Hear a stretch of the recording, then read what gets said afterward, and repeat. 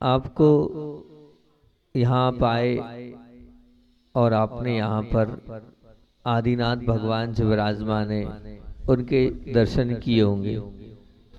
और अब किए हैं मैं तो नहीं जानता, लेकिन जो जो यहाँ के दर्शन करता है, दर्शन करने के बाद उन सबकी अनुभूति एक अलग होती है।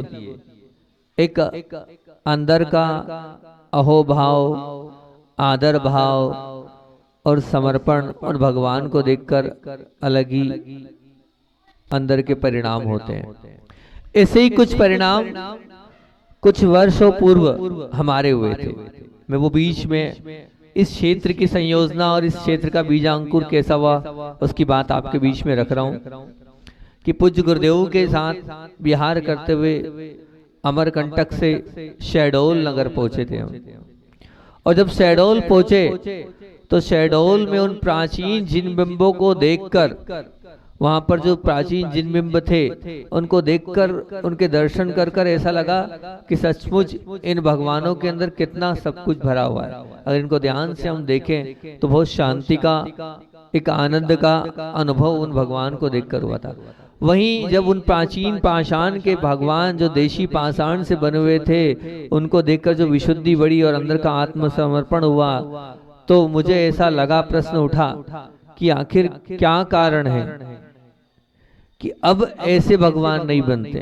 क्योंकि मैं बीना बारा में भी गया तो बीना बारा में प्राचीन जब जिन्होंने शांतिनाथ भगवान का मंदिर देखा, उसके चारों तरफ ये प्राचीन परिकर से इस प्रकार के भगवान थे। और भी हम देखते हैं, चाहे हम बड़े बाबा को देख ले कुंडलपुर वाले, और भी हम अगर देखें अन्य अन्य अनेक क्षेत्र, चाहे गड़ा गड़ा गोलाकोट के भगवान देख लें, अनेक अनेक स्थानों पर इन सब भगवानों को देखने के बाद मन में ये प्रश्न उठता था कि आखिर ऐसे भगवान क्यों नहीं बनते, जिनको देखकर अंदर से एक शांति का अनुभव होता है, एक अहोभाव होता है। तो ये भगवान क्यों ना वापस बनाए जाए। अंदर तक बस उसके पहले रुचि नहीं थी, उसके पहले ऐसा कोई भाव नहीं था, लेकिन शहडोल के उन भगवान के दर्शन के बाद ये भावना जागृत हुई। और जब ये भावना जागृत हुई तो ये प्रश्न उठा था, अब ये प्रश्न क्यों नहीं हो रहे हैं और क्या कारण है कि ये जो भगवान है इस प्रकार के छत्र भी हैं, चंवर भी हैं और ये अष्ट प्रातिहार्य भी हैं। इस पर मैंने अध्ययन प्रारंभ किया। और जब अंदर अध्ययन प्रारंभ किया, कहते हैं जब अंदर से भाव हो तो प्रश्नों का समाधान सहज रूप से मिल जाता है। प्रश्न था, समाधान नहीं मिला, और योग संयोग की बात है कि त्रिलोक प्रणति नामक ग्रंथ प्रारंभ हुआ स्वाध्याय के रूप में। पूज्य आचार्य श्री से आशीर्वाद लिया। अतुल सागर जी महाराज जी जो आपके बामोर आके हैं, पूज्य सागर जी महाराज जी, विमल सागर जी महाराज जी, आनंद सागर जी महाराज जी, और हम लोगों ने कुंडलपुर की भीषण गर्मी में उस त्रिलोक प्रणति ग्रंथ को प्रारंभ किया। और जब त्रिलोक प्रणति ग्रंथ प्रारंभ किया, उस त्रिलोक प्रणति ग्रंथ में जब गाथाएं आई कि कैसा समोषण होता है और कैसे अरिहंत परमेष्टि होते हैं और किस प्रकार से होते हैं, जब उसमें शब्द पड़ा अट्ठ महाप्रातिहर्य संयुत्ताणम। संयुत्ताणम का मतलब क्या होता है कि जो अष्ट प्रातिहार्य होते हैं वो उससे संयुक्त होते हैं। तो जो समोषण की प्रतिमाएं होती है अरिहंत परमेष्टि की, उसमें छत्र है, चंवर है, भामंडल, जो अकृत्रिम चैत्यालय हैं, जो अकृत्रिम चैत्यालय उनकी जो प्रतिमा अरिहंत परमेष्टि की, सिद्ध प्रतिमा जो होती है वो सामान्य होती है, वहाँ अष्ट प्रातिहार्य नहीं होते, अष्ट मंगल द्रव्य नहीं होते, वहाँ सिंहासन नहीं होता, छत्र चंवर भामंडल आदि नहीं होते। लेकिन जब ग्रंथों को पढ़ा तो पाया कि जितने भी अकृत्रिम चैत्यालय हैं उनमें अष्ट महापाणिहर्य संयुत्ताणम शब्द आता है। तो मतलब अष्ट महाप्रातिहार्य से युक्त प्रतिमाएं होती थी। तो वो अरिहंतों की प्रतिमाएं और सिद्धों की प्रतिमा का अंतर पाया। तो पूर्व में तो ऐसी प्रतिमा थी, अब क्यों उसका प्रचलन बंद हुआ, क्या कारण था? तो उसका हेतु जब मैंने पता किया तो बोलते हैं ये जो प्रतिमाएं हैं उसके दो कारण है, बंद हो गई बंद। सबसे पहला कारण तो ये कि इसमें समय बहुत लगता है, ये प्रतिमाएं बनाना सरल सहज नहीं है। वो प्रतिमा 3 दिन में बन जाएगी और ये प्रतिमा 3 महीने में भी शायद नहीं बन पाएगी, पहला कारण। दूसरा कारण है महंगाई। ये प्रतिमा एक सपोज न्यौछावर राशि एक 50,000 या 10,000 में बन जाएगी और इसमें लाखों लगते हैं, क्योंकि इसमें 3-3 4-4 मजदूर बारीकी से काम करते हैं। इन दो कारणों से लेकर ये प्रतिमाएं बंद हुई। तो मैंने सोचा कि हम मंदिरों में इतना लगा रहे हैं, वेदियों में इतना लगा रहे हैं, दरवाजों पर इतना लगा रहे हैं, दीवालों पर इतना खर्चा कर रहे हैं, और जो मुख्य हैं जिनके लिए जिनालय बनाया जा रहा है उन पर ध्यान ही नहीं दिया जा रहा है, उन पर हमारा आकर्षण ही नहीं है, उस ओर हमारी दृष्टि ही नहीं जा रही है, उस ओर हम सोच ही नहीं रहे। और इस भाव को जब मैंने सजोया, और जब मैंने कहा ना, जब भाव होते हैं तो अपने आप संयोग मिलते चले आते हैं, और संयोग हुआ, और संयोग से हमारा चातुर्मास चल ही रहा था।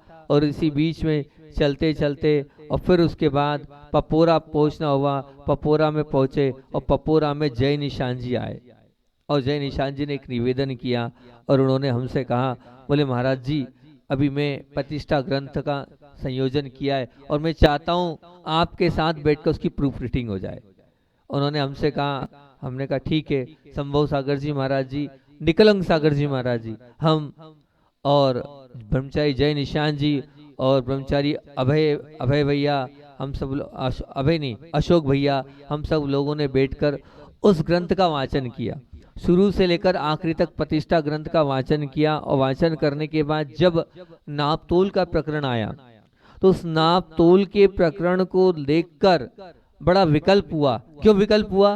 क्योंकि जय निशान जी ने जिस हिसाब से उस नापतोल को बताया और नापतोल को हमने दृष्टि में डाला तो पता चला आज जो नाप हो रहे हैं वो 5 नाप हो रहे हैं। ये यहाँ से यहाँ कर लो, यहाँ से यहाँ नाप लो, यहाँ से यहाँ नाप लो, 5 नाप तोल में वो प्रतिमा बनकर तैयार हो जाती है। अब मैंने जय निशान जी से पूछा, इसमें तो इतने सारे नाप आए, बोले क्या करें, इतने सारे नाप अब ना कोई नापता है और ना कोई इस हिसाब से प्रतिमाएं बनती। मैंने क्यों? बोले समय नहीं है और महंगी पड़ती प्रतिमाएं। मैंने कहा वही बात फिर से आ गई, हर जगह पैसा आ रहा है और हर जगह समय आ रहा है। मैंने कहा जो मुख्य है मंदिर के लिए सालों लग रहे हैं और प्रतिमा 8 दिन में बनवाना चाह रहे हैं आप, ये कौन सी बात हुई? और कोई नाप तोल नहीं, सिर्फ 5 नाप आते हैं। अब उस विषय को लेकर अध्ययन किया, अध्ययन के साथ और रुचि मेरी बढ़ी और योग संयोग की बात है खजुराहो में जाकर चतुर्मास हो गया। जब खजुराहो में चतुर्मास हुआ, रुचि थी, उसी विषय को मैंने और डिटेल में बहुत अच्छे से वहाँ पर पढ़ाई प्रारंभ करी। उस समय ज़्यादा हम आप लोगों से इतना संपर्क रखते नहीं थे, मौन रहता था, तो पूरा समय पूरा अध्ययन में ही जाता था। स्वाध्याय के अलावा ये भी कार्य हमारे हो जाते थे और इस कार्य में भी रुचि हो जाती थी, तो उस कार्य में भी हम लगते चले गए। और आपको सच बताएं, आज एक बार और मैंने बता दी थी राज की बात, और आज और एक बार बता देता हूँ कि वास्तविकता में मैं इस क्षेत्र में कैसे घुस गया, उसको बता देता हूँ कि एकदम सत्य घटना आपके बीच में रख रहा हूँ। हुआ ये कि मैं जब संघ में था तो एक लाइन भी गुरुजी की आज्ञा बिना नहीं पढ़ता था, एक शब्द भी। मैंने मेरे जीवन में पेपर भी नहीं पढ़ा। अगर कुछ पढ़ना होता था तो मैं किससे पूछता था, गुरुजी ये पढ़ना है, अब बताओ। इस प्रकार से मैं होता था। और पूज्य गुरुदेव के आशीर्वाद से संस्कृत सीखी हमने, और संस्कृत सीखी नहीं और फिर उसके बाद टीकाओं को लिखना प्रारंभ किया। तो सबसे पहली टीका हमने स्वयंभू पर लिखी, स्वयंभू पर पूरा स्वयंभू स्तोत्र जो पूज्य गुरुदेव का सबसे पसंदीदा पाठ है, जिसको पूज्य गुरुदेव ने जो बड़े बाबा बिठाए वो सिर्फ स्वयंभू के बल पर। दिन में 3 बार गुरुदेव उस स्वयंभू पाठ को करते थे और बहुत महत्व है, जिसमें चंदाप्रभु भगवान जिस स्वयंभू की स्तुति से बनारस में फूटा महाताल कहलाता ना, वहां निकले। उस स्वयंभू स्त्रोत पर टीका प्रारंभ करी और प्रत्येक गाथा की जो टीका होती थी वो एक दीक्षा स्टाइल में, एक प्रश्नोत्तर शैली में उस टीका को प्रारंभ किया। मैं और संभव सागर जी दोनों ने मिलकर उसको प्रारंभ किया। महाराज जी ने किया, मैंने कहा मैं तो गुरु जी के बिना एक शब्द ना लिखा है और ना पढ़ा है। पहले पूछूंगा आचार्य जी से, कहा आचार्य संस्कृत सीखी, उसका उपयोग करना चाहते, टीका लिख रहे हैं। आचार्य जी का बहुत अच्छी बात है, आशीर्वाद है, ठीक। अब उनकी आज्ञा से स्वयंभू टीका प्रारंभ करी और पूरा स्वयंभू हो गया। फिर इष्टोपदेश पे टीका करी, वो हो गई। फिर तत्वार सूत्र पर टीका प्रारंभ करने का मन बनाया। आचार्य श्री जी ने यही बोला, इतना लिख रहे हो लेकिन सदुपयोग करना, छपने का विकल्प नहीं होना चाहिए। मैंने कहा आचार्य श्री जी ये कायसर छपाने के लिए इस चीज को मैं नहीं, ना कोई ऐसा कोई भाव है कि इसको मैं छापूं, ऐसा कोई भी मेरा मन नहीं है आचार्य श्री जी। आचार्य कहा ठीक ठीक, बहुत अच्छा, उपयोग लगाना, हमने भी बहुत लिखा है लेकिन उपयोग लगाने के लिए लिखा है। और इसी भाव के साथ आचार्य श्री जी ने आज्ञा दी। योग संयोग की बात है कि एक महाराज जी की कुछ पुस्तकें आई और मुझे बहुत अच्छी लगी। जो चीज अच्छी होती है सो होती है, और इतना पुण्य था कि गुरु जी के साथ ऐसा व्यवहार था कि मैं हर बात उनसे बोल देता था और वो भी हर चीज़ शेयर हमसे करते थे। इतना पुण्य तगड़ा हमारा राय पूज्य गुरुदेव से। अब ये हुआ ये कि वो जो टीका आई, टीका आने के बाद मैंने उस टीका की तारीफ कर दी कि आचार्य श्री कितना अच्छा काम किया, ये वो। उस टीका को आचार्य श्री जी ने देखा और देखने के बाद वो जब टीका देखी और देखते ही आचार्य श्री जी ने सबसे पहले मुझसे ये पूछा कि वो जो आपने स्वयंभू की टीका है वो कहाँ है। तो अब उसका वो जो स्वयंभू की टीका थी, वास्तविकता में बात तो ये थी कि वो टीका जो है वो अभी उस वक्त हमारे पास थी नहीं। हुआ ये कि पूज्य अनंत सागर जी महाराज जी हैं विमल सागर जी के संग में, उन्होंने हमसे कहा कि हमने सुना है आपने स्वयंभू की टीका लिखी, उसमें पूरा गुरुदेव का मार्गदर्शन है। मैंने कहा हाँ रहा है, हमें वो कॉपी चाहिए। तो हमने कहा अभी भिजवा रहे। बोले ओरिजिनल मत भेजना, ओरिजिनल मत भेजना, फोटो कॉपी चाहिए। अब फोटो कॉपी चाहिए। एक दिन पहले आचार्य श्री जी ने किन्हीं महाराज जी को लेकर कुछ फोटो कॉपी नहीं होना चाहिए इस पर पूरा वक्तव्य किया। तो हम तो बिल्कुल लकीर के, गुरु जी ने जो बोला है वो होना चाहिए, बस बात खत्म। उन्होंने बोला फोटो कॉपी नहीं होना चाहिए, हजारों रुपए लगता है, क्यों फोटो कॉपी होती है, ऐसा नहीं, ये लिख देना, लिख लेना चाहिए अगर इतनी है तो। इस प्रकार से कहा। तो इस प्रकार से उनका प्रवचन हुआ क्लास में। तो हमने कहा फोटो कॉपी नहीं होगी। अब मेरे पास इतना समय नहीं, लिखूं नहीं। उसी बीच में एक मुकेश जी खिलौना वाले हैं, जब भी महाराज जी हैं वसुनंदी जी के संग में, दिल्ली के थे। उनकी जो बहू आई थी थोड़े से अलग नेचर की थी, उनका अच्छे अक्षर थे। मैंने वो डायरी उनको दे दी। वो डायरी लिखने के लिए इसलिए दी कि अनंत सागर जी के लिए पास पहुंचाना है। बहुत अंदर की बात बता रहा हूँ कि कैसे इस वास्तु में घुस गया मैं, कहाँ तो मैं कहाँ था और कहाँ इधर आके उलझ गया मैं। तो अब वो डायरी मैंने दी और देने के बाद आचार्य ने पूछा वो डायरी कहाँ है। मेरे मुख से निकल गया दिल्ली है। अब आचार्य ने फिर कुछ नहीं सुना।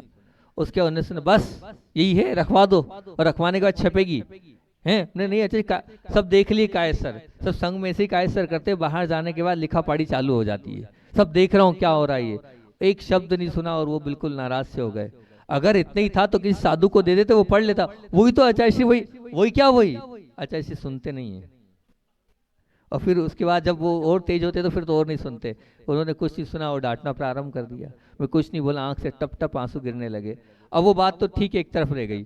फिर उसके बाद लगभग 10 से 12-15 दिन तक यही चलता रहा। और नाम ले लेके बोलते थे मेरा दुर्लभ दुर्लभ, नाम लेते ही थे। और क्लास में थी और बार बार। अब पूरे साधु बोले और गुरु आज्ञा कर लो, एक एक लाइन पूछ के पढ़ना है। हो गई गुरु आज्ञा, हो गई। पूज्य संभव था, और भी अन्य बहुत सारे महाराज जी थे जो लिख रहे थे लेकिन पूछ नहीं रहे थे, बस मैंने पूछा। अंदर से बहुत ज्यादा डिप्रेशन में आ गया मैं, इतना डिप्रेशन में आ गया मैं कि मैंने जितने आगम ग्रंथ है सबका त्याग कर दिया कि मुझे पढ़ना ही नहीं, एक शब्द नहीं पढ़ूंगा मैं अब। इतना ज्यादा अंदर से, क्योंकि सबसे बड़ी बात है कि आचार्य जी मुझे समझ ही नहीं रहे, मेरी सुन ही नहीं रहे, और इस प्रकार से हो रहा है। और उसके पहले हुआ ये कि मेरी परिचर्चा हो गई सुधा सागर जी से रामटेक में। तो रामटेक में सुधा सागर जी से चर्चा हुई तो बहुत सारे प्रश्न और उत्तर हमारे आपस में हुए। वो मुझे सोनगढ़ का वकील बोलते थे और वो बोलते थे, मैं बहुत सारे प्रश्न किए। उस बीच में वास्तु से रिलेटेड प्रश्न भी मैंने उनसे किए और मैंने उनको जवाब दिया कि इसका ऐसा होना चाहिए। बोले तुम, मैंने कहा पहले मैंने पढ़ा है। तो उन्होंने मुझसे कहा एक काम कर, तेरी रुचि अच्छी है, छपसम अच्छा है, तो ये वास्तु की पुस्तकें पढ़ ले। समझ, आज हजारों मंदिर बन रहे हैं लेकिन सब गलत बन रहे हैं, तो जिस हिसाब से तेरी रुचि तू इसको कर ले। बहुत अच्छे से उन्होंने कहा। मैंने आपका वास्तु आपके पास, मुझे तो आगम पढ़ना है, वास्तु नहीं पढ़ना है। मैंने हाँ मेरी रुचि जरूर है, मेरा इंटरेस्ट का विषय मैंने पूर्व में पढ़ के छोड़ दिया, लेकिन अभी तो सिर्फ आगम में ही रुचि है, अभी तो मुझे वही पढ़ना है और वही मेरा लक्ष्य है। उन्होंने कहा, उन्हें ये बताया ये 2 पुस्तकें छपी है सांगानेर से, ये बुलवा ले, इसको देख ले, तेरे बहुत अच्छे अच्छे प्रश्न है। मैंने अभी कुछ नहीं, पर जब वो बोला शास्त्र का मैंने त्याग कर दिया। और फिर एक जुनून छा गया वास्तु का। मय मत, मानसार, सम्रांग सूत्रधार, अग्नि पुराण, विश्वकर्मा प्रकाश, ऐसा कोई ग्रंथ नहीं शिल्प रत्नाकर जिसको मैंने छोड़ा हो। सबको अंदर तक तह तक घुसकर पढ़ डाला। कोई ऐसा ग्रंथ नहीं बचा कि वास्तु के ग्रंथ को मैंने छोड़ा। एक भी लाइन जैन आगम की धर्म की नहीं पढ़ी मैंने, जबकि उसके बिना मेरा काम नहीं चलता था। एक भी लाइन नहीं पढ़ी मैंने, सब एक तरफ रख दिया। सिर्फ स्वयंभू, प्रतिक्रमण, सामायिक के अलावा जितना समय था पूरा वहाँ। और क्लास में गुरुजी के बिल्कुल नीचे मुँह करके, कोई प्रश्न उत्तर नहीं क्लास में। अब गुरुदेव को भी लगा तो कि एकदम वो हो गया। ये मेरा लगभग 7-8 महीने तक ये चलता रहा, 9 महीने तक चलता रहा। और आचार्य ने 2-4 बार टोक दिया, लेकिन बहुत समय के बाद ओरिजिनलिटी मालूम पड़ी कि गुरुजी ने ऐसा क्यों किया था। गुरुजी ने जब ये बात खोली तो मैं अंदर से रो दिया कि देखो मैं अपने गुरु को नहीं पहचान पाया। बोले बहुत सारे लोग बिना आज्ञा लिख रहे थे, बहुत सारे लोग बिना आज्ञा लिख रहे थे, मैं सबको नहीं बोल सकता था। मैंने सिर्फ दुर्लभ को टारगेट करके सबको समझाया है। मैंने दुर्लभ को टारगेट करके सबको एक मार्गदर्शन, हमारे गुरुजी की आदत होती है कि वो किसी एक को लेकर सबको समझाते हैं, तो उन्होंने मुझे लेकर सबको समझा रहे थे कि ये लिखना क्या होता है, ये लिख तो रहे हो आप। अब उस चीज को मैं नहीं समझ पाया, और मैं नहीं समझ पाया, और फिर उसके बाद इतना ज़्यादा अध्ययन कर लिया, इतना ज़्यादा अध्ययन कर लिया, और उसके बाद अध्ययन किया तो ज्ञान तो होता है। अब ज्ञान आने के बाद वो अंदर बैठता नहीं है। तो इस क्षेत्र में फिर हम कहाँ यहाँ थे और कहाँ इस फील्ड में हम घुस गए, और घुसने के बाद फिर लगा कि सच में बहुत नुकसान हो रहा है समाज का। क्या मंदिर होते हैं, क्या वेदियाँ होती, क्या प्रतिमा होती, क्या नापतोल होता है, सब कुछ सब एक तरफ रह गया है। तो फिर इस क्षेत्र में रुचि बढ़ी और फिर हम इस क्षेत्र में आगे बढ़ते गए। इस वजह से इसमें हम आ गए, और आने के बाद फिर मूर्ति विज्ञान पर रिसर्च करा खजुराहो में। हमने कहा परिकर की बनाएंगे, और आपके बीच में डिम्पल भैया बैठे हैं। मैंने हर जगह से पत्थर वहाँ बुलवाए, और पत्थर बुलवाए तो मैंने कहा सुना पठारी में, पत्थर में पठारी का नाम ले रहा हूँ, और डिम्पल अंदर अभिषेक कर रहा है, तो सांध्यहरा कर रहा है। मैंने कहा पठारी का व्यक्ति चाहिए, अब पठारी का व्यक्ति चाहिए, डिम्पल अंदर सांध्यहरा कर रहा हैगा।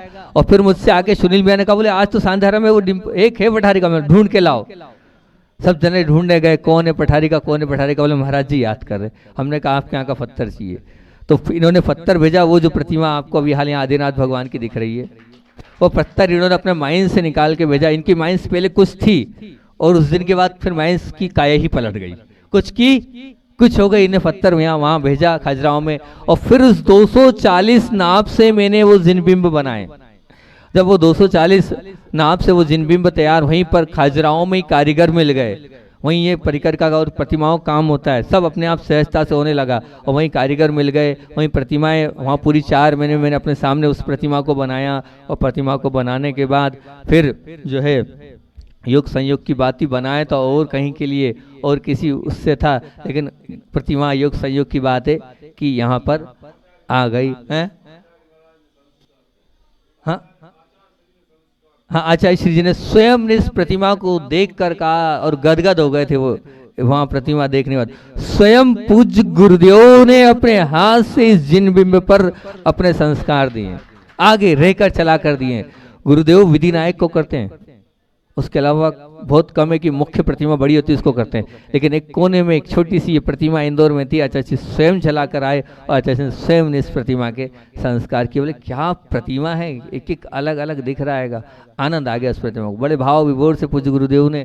अब वो जबकि मैं बताऊं, सच बताऊं, उसके संस्कार में कर चुका था, दोबारा पूज्य गुरुदेव ने उसके संस्कार किए। मैं थोड़ी बोलूंगा हो गए, तो गुरुदेव चाह रहे थे तो मैं क्यों, क्योंकि इस प्रतिमा के संस्कार के लिए आगम ग्रंथों में आया है कि साधुओं को उपास करना चाहिए, और उपास करके जो पूरे अंकन्यास हैं उन अंकन्यास को अपने शरीर पे करना चाहिए, फिर उसके बाद प्रतिमा करना चाहिए। मैंने वैसे ही उपवास करके पूरा अंकन्यास किया, अंकन्यास अपने पे किया। अब वो उस ध्यान को मैं पब्लिक को सिखाता हूँ, ज्ञान कल्याणक तप कल्याणक के ध्यान, तो उसको अपने को किया, फिर उसके बाद प्रतिमा में किया। वास्तविकता में वो प्रतिभा बहुत पावरफुल है, बहुत ही आकर्षक है, और बहुत सारे लोगों को मैं भिजवाता हूँ, जाओ अपनी भावनाएं भाव, हो सकता है कि वहाँ से आपकी भावनाएं पूरी होगी। बहुत से लोगों की यहाँ आने के बाद भावनाएं पूरी भी हुई हैं, उन्होंने आके बताया कि हमारी भावनाएं पूरी। भगवान नहीं है, उनकी भावनाएं मैंने कह दिया हो जाएगी, वो मान लेते हो जाएगी, वो नारियल चढ़ा देते हैं और उनका काम यहाँ पर हो जाता है। तो अपने आप में ये अतिशयकारी, ये मैं आपको बताना चाह रहा था कि कहाँ था और कहाँ आ गया। सिर्फ इस भावना से आया हूँ कि जो प्रतिमाएं में जो दोष से प्रतिमाएं बन रही थी। आखिर एक बहुत बड़ा प्रश्न चिन्ह है। जयपुर वाले आए और उन्होंने कहा हम कभी प्रतिमा विराजमान नहीं करेंगे। बोले जो मंदिर बनाता है, जो प्रतिमा विराजमान कराता है, वो गड्ढे में जाता है। वो क्या होता है, तो उसका कारण क्या है, उसमें नापतोल जो है, अगर नापतोल से प्रतिमा नहीं है, वास्तु के हिसाब से मंदिर नहीं है, तो निश्चित नुकसान है उसमें। हर एक चीज है कि अगर मान लीजिए उंगली छोटी है, आंख तिरछी है, नाक ऐसी है, कान ऐसा है, तो ये सब चीज जब आएगी, जब आप 245 नाप से प्रतिमाओं का निर्माण करोगे, तब कहीं जाकर ऐसी प्रतिमा अतिशयकारी बनेगी। ये प्रतिमाएं यहाँ से बन के गई हैगी, और इन प्रतिमाओं में बनने के पहले, प्रतिष्ठा के पहले ही अतिशय घटित हुए हैं। मैं आपको बहुत सारे सुना दूंगा, आपको देखना हो यहीं का बताता हूँ। सागर में चले जाना, भाग्योदय के पीछे एक अभिनव अभिनव क्या अनुभव मार्बल है, अनुपम मार्बल है, अनुपम मार्बल, अनुपम मार्बल वालों को हमने यहाँ से प्रतिमा बनाकर अभी कुंडलपुर में जब थी वो दी, देने के बाद रोज अभिषेक करते हैं। वो अभिषेक का सफेद जल डलता है और पीला करके निकलता है वहाँ की प्रतिमा पर, पीला निकलता आज भी अभी भी वहाँ पर नारियल की आवाज अपने आप आती है, बजते हैं।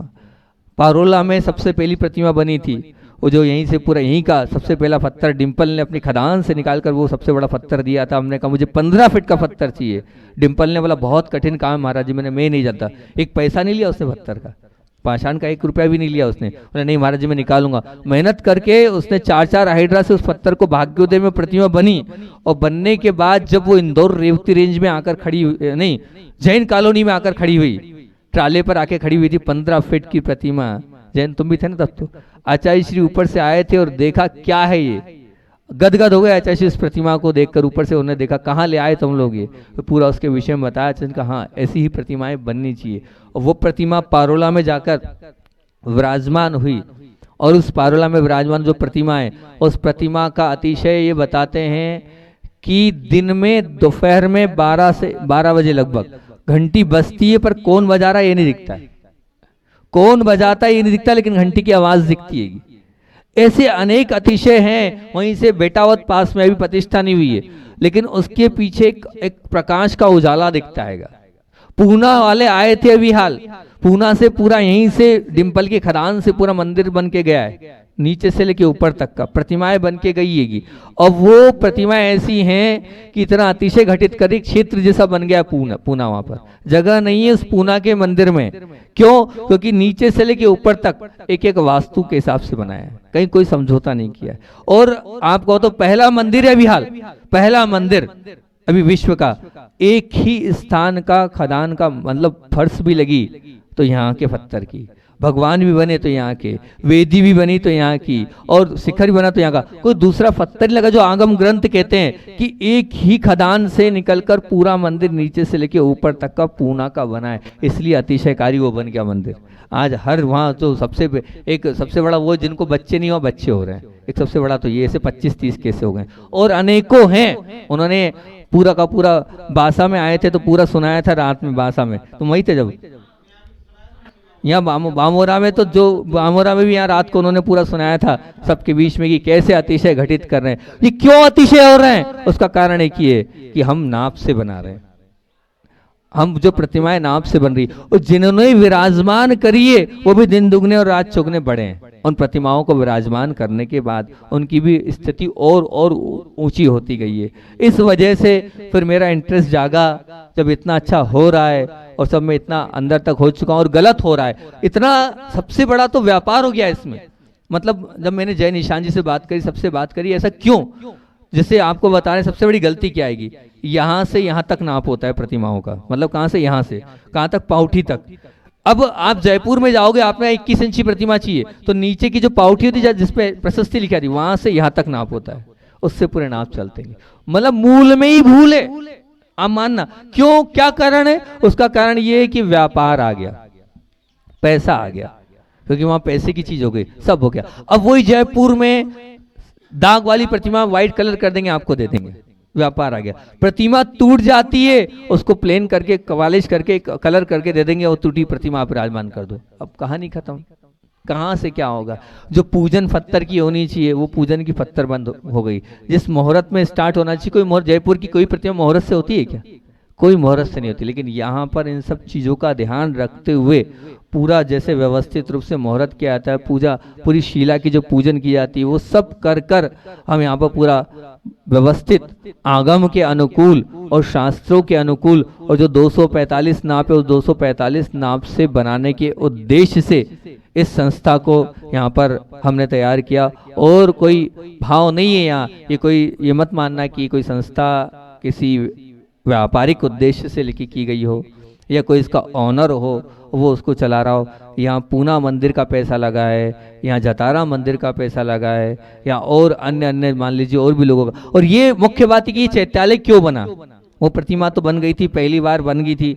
असल में महेंद्र जी करके थे, उसके पहले एक और भैया जी थे, उनका कहना था वो यहाँ पर पूरा कार्य देख रहे थे। उनका कहना था अगर मुझे यहाँ रोकना है तो मैं दर्शन कैसे करूँगा, मैं क्या बार बार पठारी जाऊँगा, एक छोटे से भगवान कर दो, छोटे से भगवान कर दो। हम छोटे से भगवान, अब ये वाले भगवान थे तो एक ब्रह्मचारी जी थे, अभी नहीं रहे, वो पूरे जीवन पर रहने को तैयार थे यहाँ पर, जिनकी प्रतिमा है वो ब्रह्मचारी दिलीप भैया विदिशा, जो कि इस फील्ड के थे, जो कि इंजीनियर थे, प्रोफेसर थे।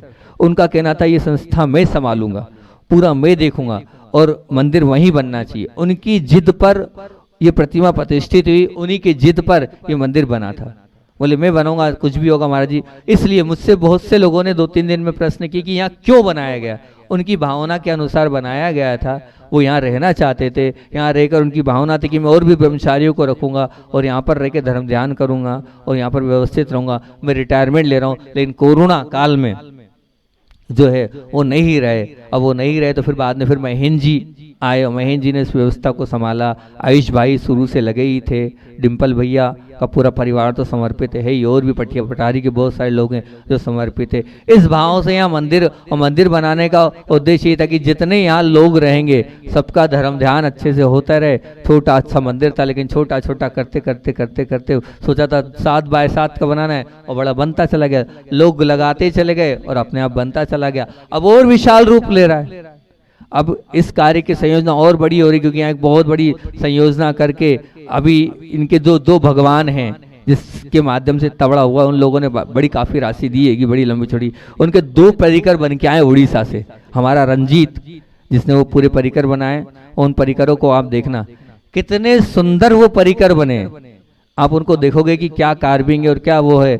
मैं प्रियंक जी से कहूंगा कि प्रवचन के बाद यहाँ टेबल पर लाकर उन दोनों परिकरों को रख दें, जिनके आजू और बाजू में 2 परिकर आने वाले हैं। हरे कलर के जो स्टोन से वो बनकर वो परिकर आए, उन्हीं का पंचकल्याणक यहाँ होना है। और पंचकल्याणक भी इसलिए होना है क्योंकि संयोजना यहाँ ये है कि अपन एक बहुत बड़ा कार्य यहाँ करने जा रहे हैं। एक बहुत बड़े मंदिर की संयोजना यहाँ से प्रारंभ पूज्य गुरुदेव की आज्ञा से हो रही है। गुरुदेव की भावना थी कि आप इस प्रोजेक्ट को देखो समझो। विनम्र सागर जी की भावना थी इंदौर रेवती रेंज का प्रोजेक्ट आपको पूरा देखना है। उसी संयोजना में फिर बनाना ही है और करना ही है, तो क्यों ना फिर यहाँ पर व्यवस्थित रूप से पूरी व्यवस्था की जाए और फिर व्यवस्था ही क्या करें अपन, इसमें और भी परिवार आके यहाँ रह सके। इस भावना के साथ यहाँ मतलब जहाँ से भगवान बन के जा रहे हैं उस स्थान का पंचकल्याणक महामहोत्सव अपन ने पूज्य गुरुदेव की आज्ञा से ब्रह्मचारी विनय भैया के मंगल उसमें प्रतिनिधित्व में इस पंचकल्याणक को अपन यहाँ पर करने जा रहे हैं, जो कि 28 मई से 2 जून था।